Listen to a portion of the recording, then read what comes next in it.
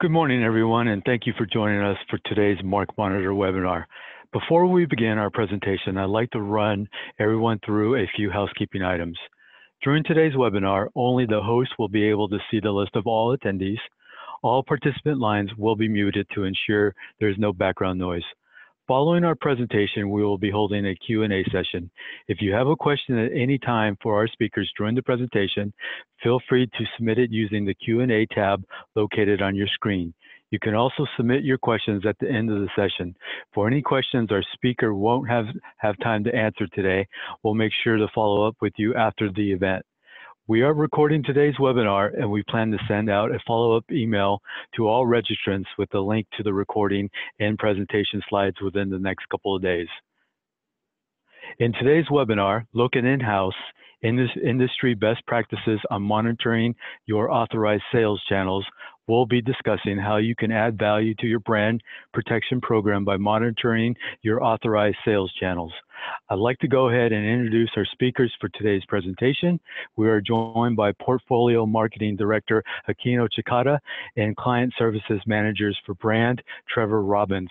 Akino started her career in public relations and marketing in London and has worked in Europe, Asia, and the United States. She has led and served interim roles in global marketing strategies, product marketing, events management, public relations, corporate communications, and regional marketing. Akino holds a Bachelor's of Arts from the University College of London, a Master's of Science from London School of Economics, and has trilingual fluency in English, Italian, and Japanese. Trevor Robbins, in addition to leading brand protection programs for his clients and providing Chinese marketplace guidance, Trevor has also worked closely with MarkMonitor's anti-piracy training and strategic services groups. He started his career as a federal worker in Washington, D.C., and applies an international background towards providing innovative and effective IP protection strategies. Trevor holds a bachelor's degree in international affairs, Chinese language, and literature from the George Washington University. So with that, I'll go ahead and turn things over to Akino to get us started. Thank you, Roland. So I actually love to start webinars with a quote. So here we are. If everyone is moving forward together, then success takes care of itself, by Henry Ford. So I thought this was an appropriate quote as we talk about managing authorized sales partners and channels. If we have best practices in place and everyone executes the plan, there's no reason why we can't expect success. So with that said, let's talk about today's agenda. So I'm going to start off by talking about the state of e-commerce, just a few trends, then talk about the consumer-centric approach. Then Trevor's going to talk about beyond counterfeit and what's next, and do a deep dive into best practices. So if you know your partners, if you don't know your partners, and best practices around China. And then lastly, we'll do a wrap up. So I'll talk about a case study and Trevor will follow up with the key takeaways. So with that, let's start by looking at the chart that shows retail e-commerce sales worldwide. So looking at this chart, what you'll see is a steady growth from 2004. In 2017, retail e-commerce reached $2.3 trillion, and it's now forecasted that by 2021, e-commerce sales will reach $4.47 trillion. Now, taking a step back and looking at the big picture, what you'll see is that e-commerce will continue to grow. And what that means from a brand owner's perspective is that it's really important for you to have a very comprehensive brand protection program in place, whether it's counterfeit, IP protection, partner compliance. These are all important strategies that you have to have in place, especially as e-commerce is booming. Now, the second slide over here shows additional stats. So on the left-hand side, you'll see a chart that represents e-commerce sales as a % of total retail sales in select countries. And what you'll see is US highlighted and China highlighted. Now, China is at 23.1%, and everyone knows that a lot of counterfeit and unauthorized sellers are coming from China, so it's part of a bigger problem. But it's also important to acknowledge that it's the #1 country for e-commerce sales. So having a really comprehensive brand protection program for China and strategies around China and best practices is going to be critical. And then if you look on the right-hand side, you'll see that in 2017, it's 23.1%, and that's growing at a very rapid pace to 40.8%. That's what the forecast is for 2021. And as a baseline, if you compare it to the US stats from 9% to 13.7%, I mean, this tells a consistent story that e-commerce is going to grow, and it's really important to have that brand protection program in place. But China is something that we should all be very aware and really consider as part of our brand protection program. So shifting gears a little bit, I wanted to talk about the consumer-centric approach. It's a rather new methodology that Mark Monitor is really adopting and embracing. So I really wanted to talk about what is the consumer-centric approach. So the consumer-centric approach is for brand owners to really focus your brand protection efforts on the most visible results that your well-intentioned customer finds first. So I've intentionally highlighted two key phrases here: most visible results and well-intentioned customers. I'm going to explain that in a little more detail. So let's start with well-intentioned consumers. So what I mean by that is those consumers who actually want to buy a genuine item or interact with your brand directly. They do not go out of their way to find fake goods, pirated content, or brand imposters. Of course, having said that, there is a small percentage of consumers that want to purchase counterfeit products, and they will go out of their way to find those products. But according to market research, 91% of our consumers don't want to purchase a fake product, and brand owners should really focus on protecting this particular group of people, which is the vast majority of our consumers. And how you would do that is really by focusing on your most visible infringements. So by that we mean infringing listings that appear when well-intentioned consumers search for your brand using typical keywords. So imagine a consumer going to a search engine like Google or going to a particular marketplace and they're typing in your brand. Whatever those listings come back, those are the ones that you want to make sure are prioritized, and you are starting to make sure that anytime your consumers are going, that those are all brand free of any brand infringements. Let's put it that way. And so to validate this approach, we actually did some third-party research to investigate online shopping behavior. And one of the questions we asked in our commissioned shopping survey was, how many pages of products do you review on marketplaces before making a purchase decision? So we surveyed both the US and UK, and I don't think there's any surprises here. Approximately 85% of marketplace consumers said that they view less than 5 pages. Also, when we looked at statistics for how many people look beyond the first page when doing a search on search engines, 91.5% don't look past beyond the first page of search engine results. So that just goes to show you that really that consumer-centric approach and making sure that the most visible listings and are really prioritized. And just to add a little bit more here, I also thought this statistic was really interesting.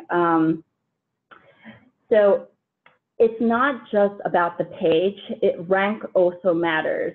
So when you're doing a web search, the first ranked on the desktop results, the click-through rate was 36%.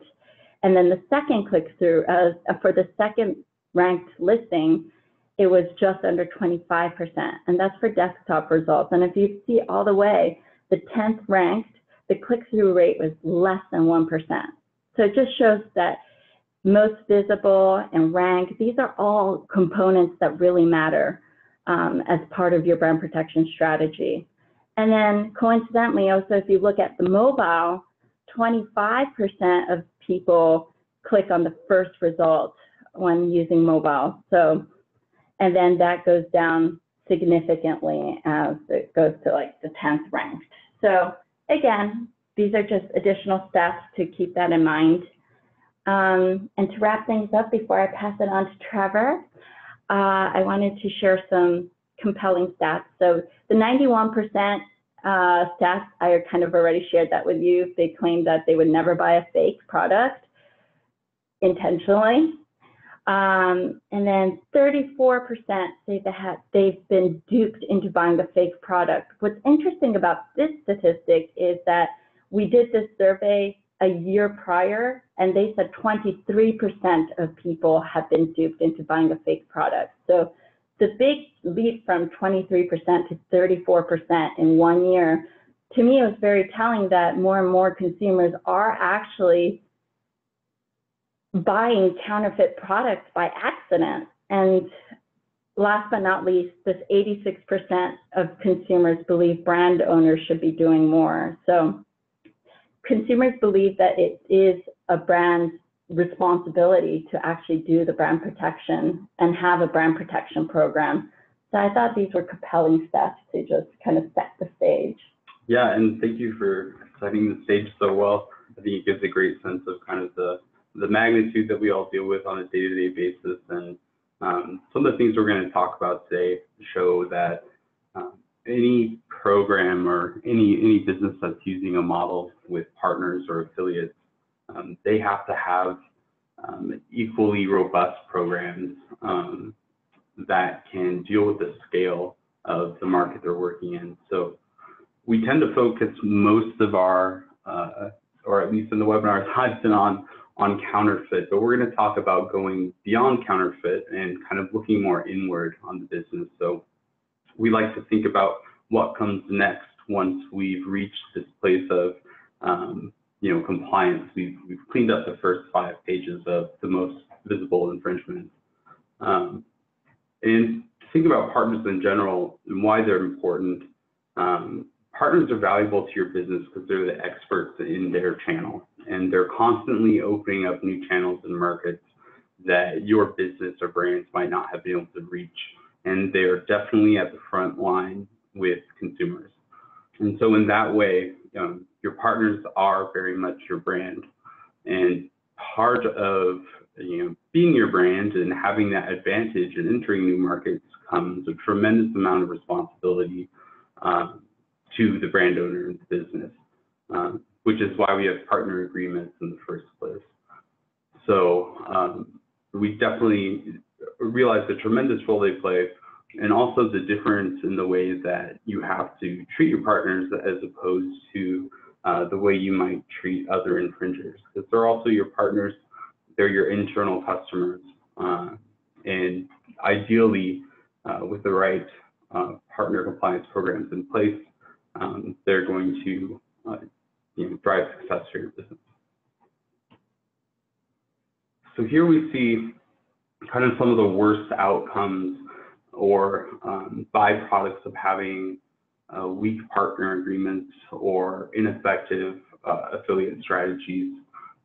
So reputation and profit, those tend to come up as the top concerns for any brand owner. And that's hard-won reputation that can be lost to consumer confusion, just loss of consumers, loss of clarity in your channels, and that directly relates to loss of revenue and exposes you to a tremendous amount of liability. And those things aren't always considered together when we think about some of the challenges of managing partners. But this, I think, does a good job of placing it all together because it's definitely related. So this is a diagram that if you've attended our webinars before, you might have seen. It's So what we use to show kind of our general mark monitor approach to brand protection, it's not a linear process. It's something that has to continually evolve because the second we become complacent with what we're doing, the bad actors out there aren't. They're coming up with new ways to interfere with your legitimate business. So we're going to focus on this evolve point. And evolve here, I think, can mean different things depending on where you are in your program. So for some brand owners, it is where you have reached that level of compliance with maybe a counterfeit problem where you're ready to then do something like look inward and look at your own partners.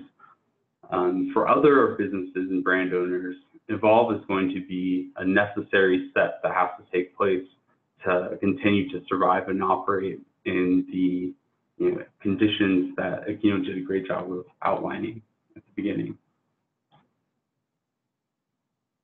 So that evolution, how to evolve, is going to be difficult, but it is definitely a top priority and something that shouldn't take kind of second seat to anything else in your brand protection strategy if you're approaching it holistically. So again, the most important things we're trying to do is protect that value of the brand, protect profit, defending against liability that any type of agreement, like a partnership agreement, creates, and then being proactive to prevent compliance issues in the future. And we'll get into that a bit later, and that comes kind of more along what monitoring looks like after you've achieved some level of compliance with your partners.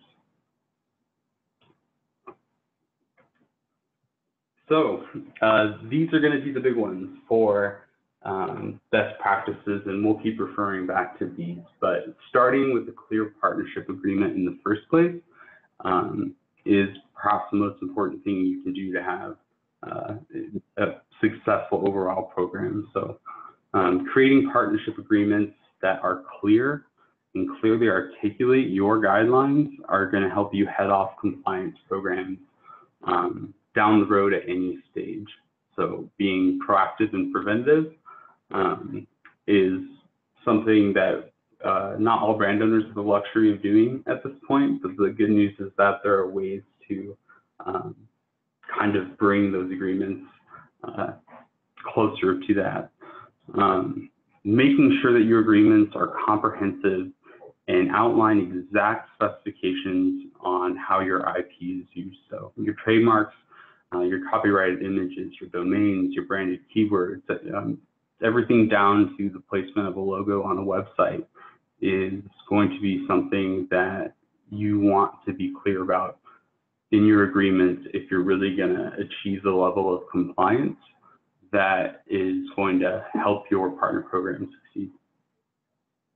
And then leading with education, and I think this might be kind of the growing most important aspect of any kind of brand protection program, whether it be counterfeit or for partner.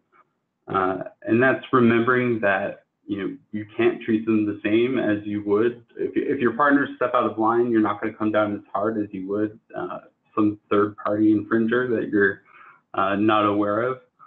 These are your business partners, and they are just as interested in maintaining a great relationship as you are, or as great as possible of one. And many partners who are going to infringe on your brand or are already, they do so kind of unwittingly, or when they do it, it's without malicious intent. So knowing how to approach those different situations and having a plan for kind of bringing everybody back into the fold without coming down too hard and damaging those relationships is very important. And that is going to be something you accomplish by educating everybody involved in your brand protection program and bringing more people into the process. So I think partner compliance is definitely a much more inclusive process because it really takes everybody kind of getting on board, whether it be you bringing them into compliance or having the education and the materials out there that they can become compliant themselves without too much prodding. And making sure that that education and communication is something that is regular and that is, constantly at the, forefront of the way they do business. So, your most distant sales partners in their regions need to be just as aware of these activities as you yourselves as the brand protection professionals, dealing with everything kind of on a day-to-day basis. And then all of this has to be done in a measured way. So again, not to be too harsh on your own partners, escalating only when it's necessary. So not putting everybody on notice because maybe one of your partners is doing something out of line. So there is some tact to dealing with this. And then there's acknowledging that, failure to be assertive is just going to lead to more and more problems. And so everything about this is kind of walking and achieving a balance, right? Between being too harsh or too lax on these agreements, while at the same time making sure the agreements are strong enough to be effective and that they are allowing your partners to be as successful as possible on behalf of your brands. And all of this will ultimately enable you to prevent compliance issues in the future. So that's the ultimate goal, is to employ some of these strategies to reach some baseline of understanding with your partners, and that baseline is compliance, that you can then kind of shift your priorities to making sure that everybody stays in compliance, which is much easier than getting everybody there the first time. So how are you going to do that?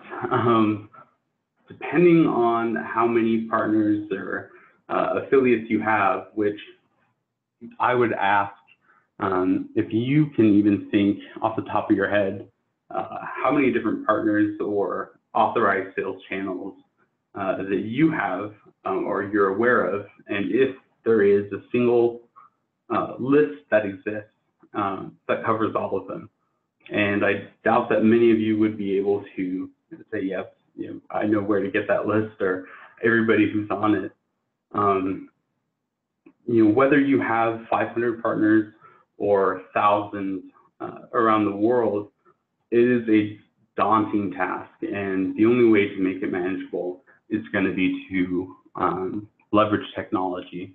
And leveraging the right technology is going to help you not only find your partners, it's going to help you every step of the way from, like I said, identifying them in the first place, and then bringing them into compliance, and finally monitoring them to make sure that they remain in compliance.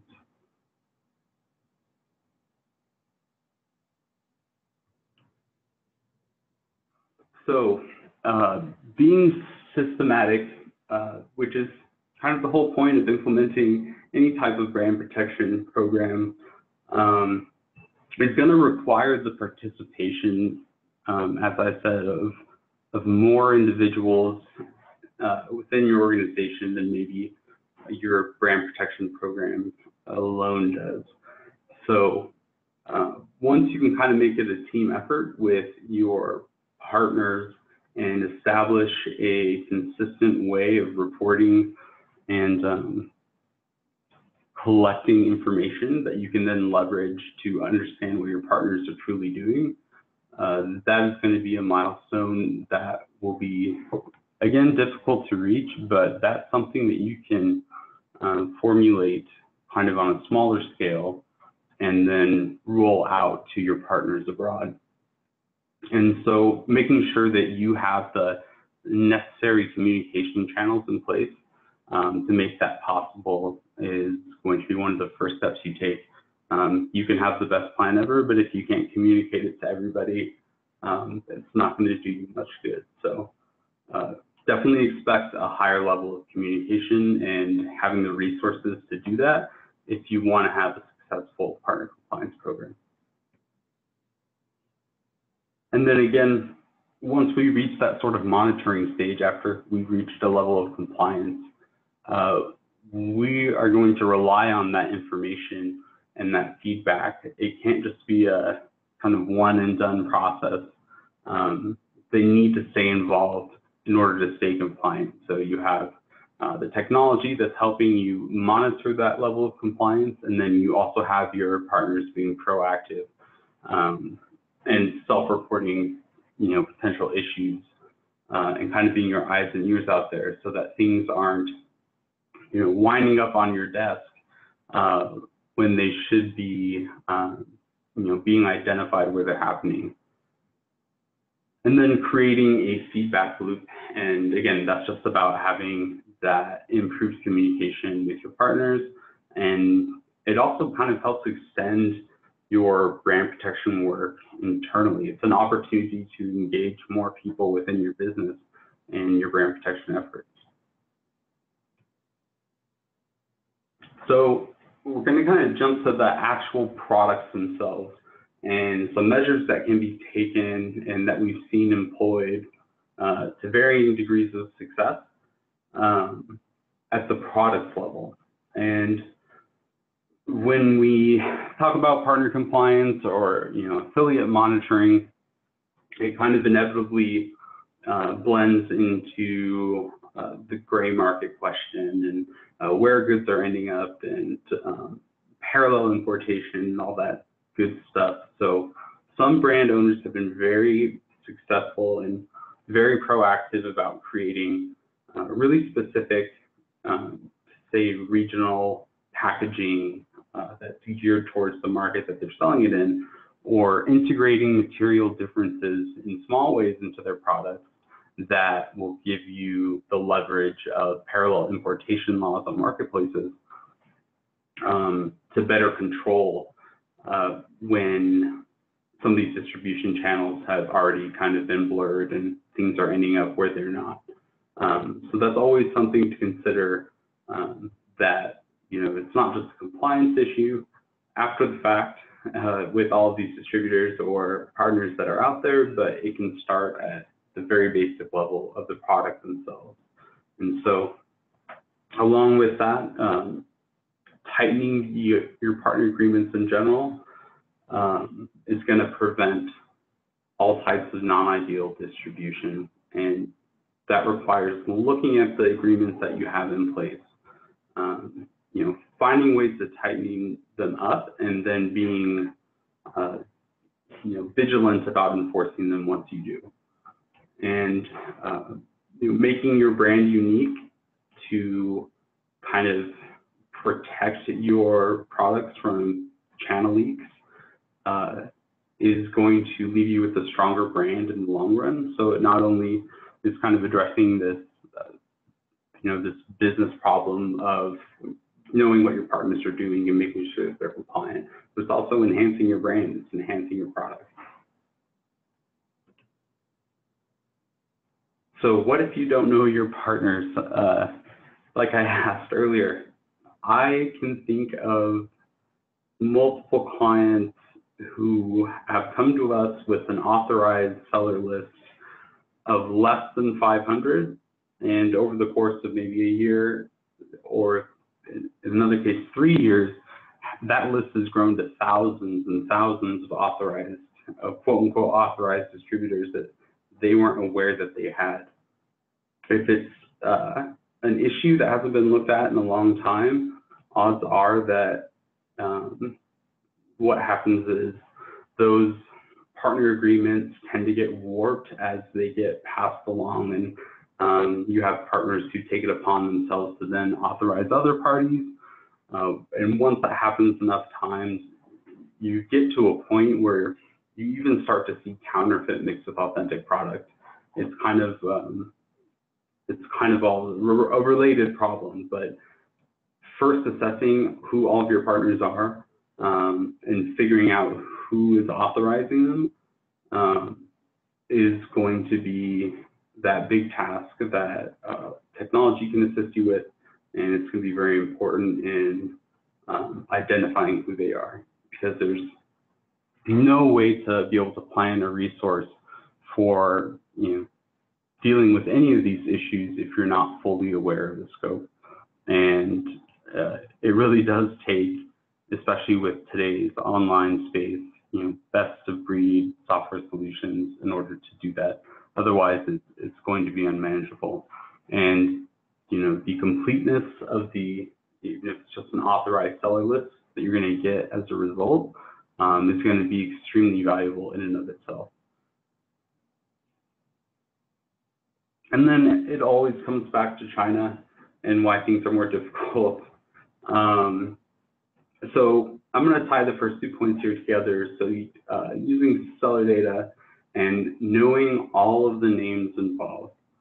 So typically when we talk about IP in China, we would say that you need to be registering marks in various transliterations, not just translations, for all relevant regions. The same is kind of true for knowing exactly where your authorized Chinese partners are selling. If you've ever looked at a Chinese marketplace listing, and you might see 4 or 5 different places that could be a seller name, or it could be a storefront name, or it could be a partner name, or it could be a shopkeeper name. We will oftentimes get these lists of, these are our partners that are selling on, say, Taobao or Tmall, but that's not going to help us if there are 4 other names that are associated with these listings. So put the onus on your regional sales reps to try and make those lists as complete as possible,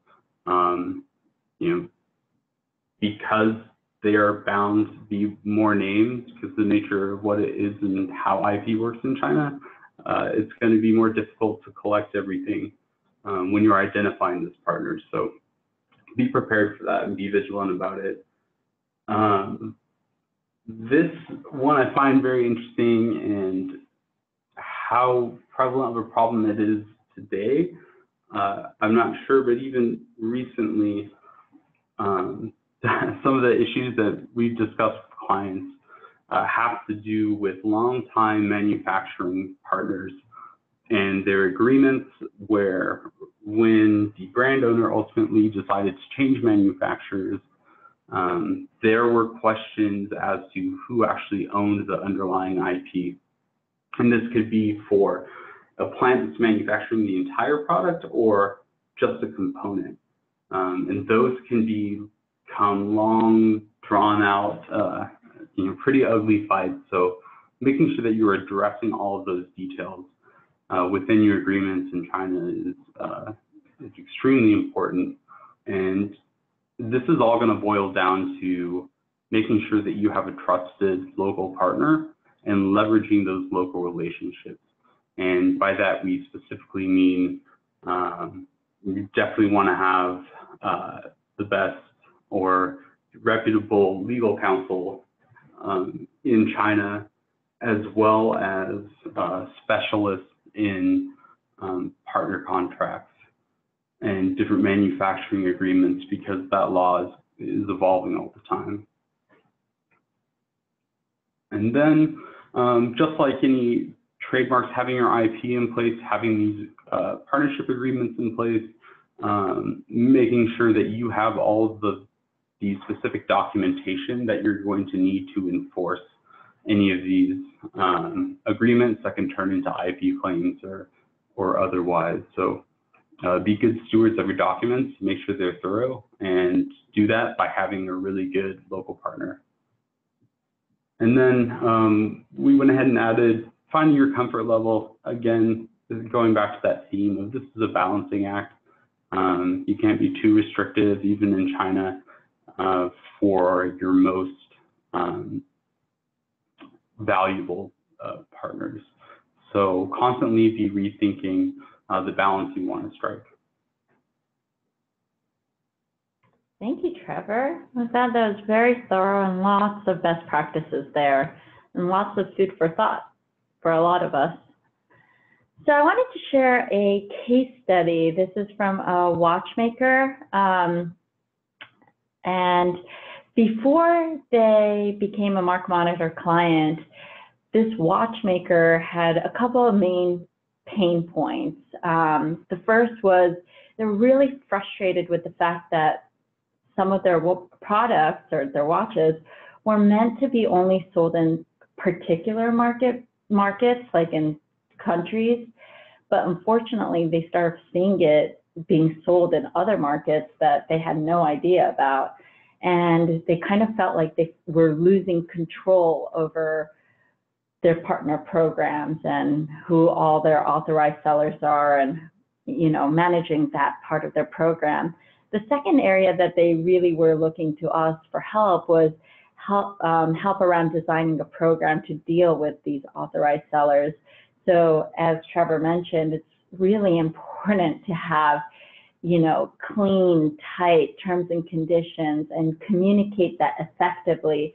I think communication was one of the key themes there, and that communication was not really in existence prior to it, and there was a lack of clarity in terms of who the authorized sellers were. So all of those best practices were kind of missing. So once they became a Mark Monitor client, we really worked closely with our client and really worked on creating this program that really accounted for product indicators and tighter terms and conditions, the communications that comes around with it, and building that list so there's like clear understanding for best practices. So that's been a huge success for that client. The second piece that they really are enjoying is the technology aspect. As Trevor was saying, trying to do this all manually is really, really, really challenging. It's extremely manual. It's, it's very time consuming. So for them to be able to leverage our technology, it's really improved their ability to find relevant results, find the relevant partners, identify them, because in many cases they didn't even know who those partners were. So being able to do that was a huge success. And last but certainly not least, I know I talked a lot about the consumer-centric approach.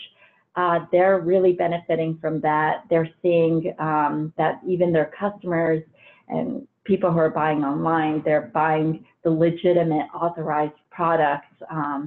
And that's been huge, as well as they've seen an increase in number of enforcements.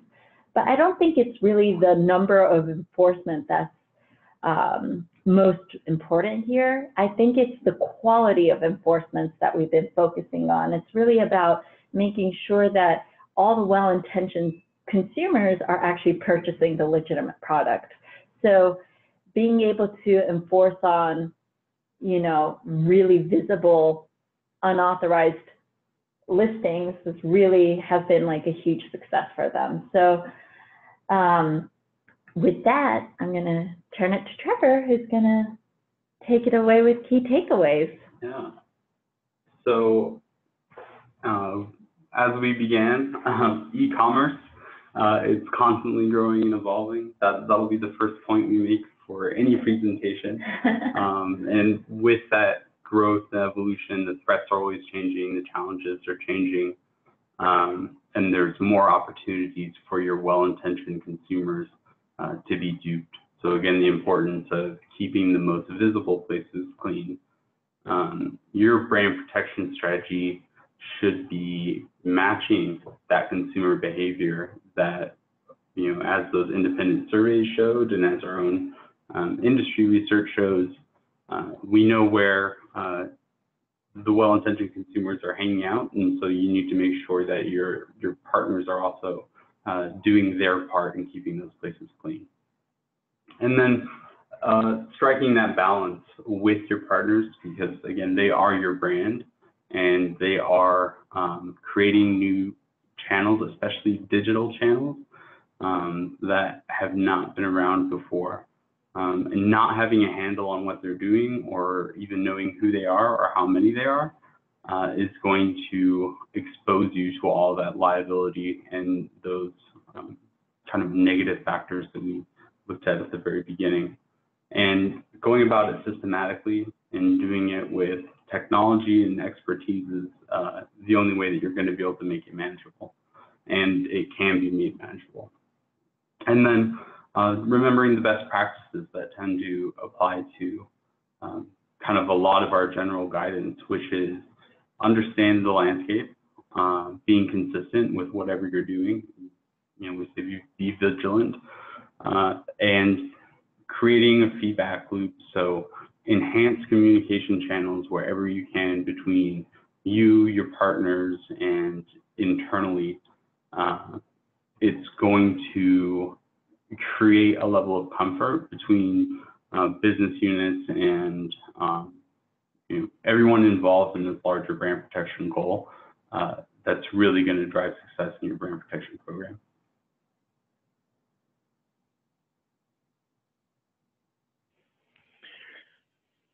Thank you very much, Akino and Trevor. We're now ready to open it up for our Q&A session. As a quick reminder, if you have any questions, please submit them via the Q&A tab on your screen.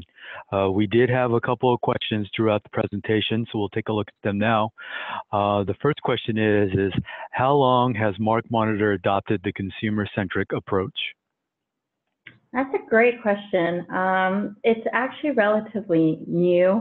MarkMonitor has been in the brand protection business for over a decade, well over a decade. So we've really been working with many of these very sophisticated brand owners. And in those experiences, and as we're working to combat all these really sophisticated brand protection challenges that we're seeing online, a lot of our consumers have always said, or customers have always said, they get really fatigued by the whole whack-a-mole approach. And the reality is the internet is an ocean, and trying to boil that ocean is almost impossible. So from our perspective, it's like, well, let's be smart about this, and let's try to focus on the most relevant results.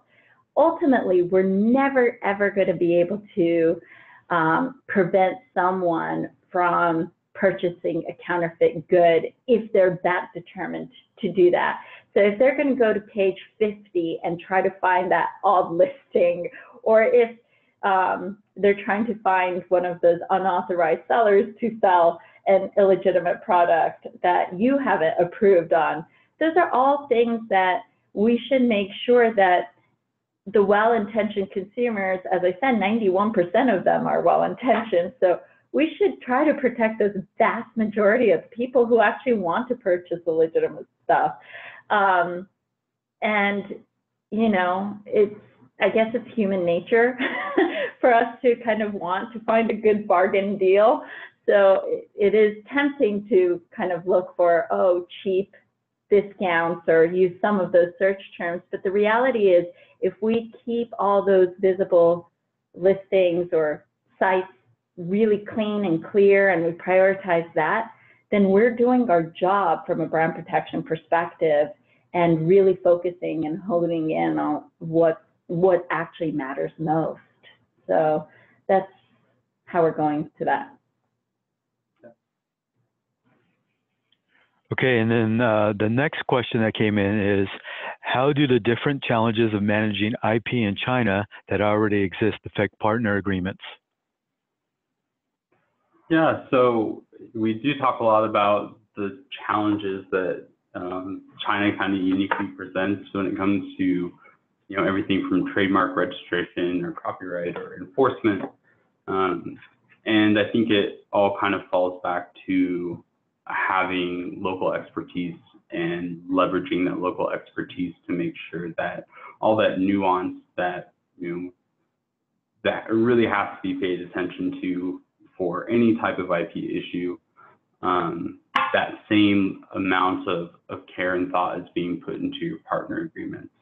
And that is incorporating these ever-evolving parts of Chinese law that protect parties on both sides when you're keeping those agreements up to date. So have a good local partner to leverage. Okay, and then the next question is, what does monitoring and maintenance look like once you've achieved some sort of general compliance? Yeah, so it is not something, like we said, that goes away once you bring everybody into compliance, but it does become a very manageable process where, again, the technology enables you to check in on however many partners or affiliates that you have at a speed and ease that you would not be able to achieve manually. And so the amount of resources that you have to pour into kind of monitoring and maintaining that compliance, it's far less than what it will take to reach it in the first place. So it does become an easier, less expensive, less intensive process that is something that needs to be continued if you're going to go through all the trouble of cleaning things up in the first place. Hey, Trevor, I've noticed that we have one more question. What are the best practices involved in creating a feedback loop? Yeah, so the education piece and the communication piece being more important than ever. That's a great question. I think it starts definitely by this sense of creating awareness about your brand protection efforts wherever you can. With tackling something like partner compliance, where you're going to be engaging with, say, all of your regional sales reps globally, you need their buy-in. It's going to be like enforcing some of these agreements where it's going to require a little bit of, I think, hair pulling and simply saying the only way that we're going to be able to continue operating this way, or the only way we're going to be able to continue having successful partnerships in your region, is if you get on board with this program and communicate, because it helps everybody. It's not just the brand protection folks sitting at headquarters. It's protecting your partners out in the field. Yeah, it's like in everyone's best interest to exactly. follow this, because, like we said, if everyone's following to the rules, then there's more money to be made. And I think that's it in terms of questions that we see.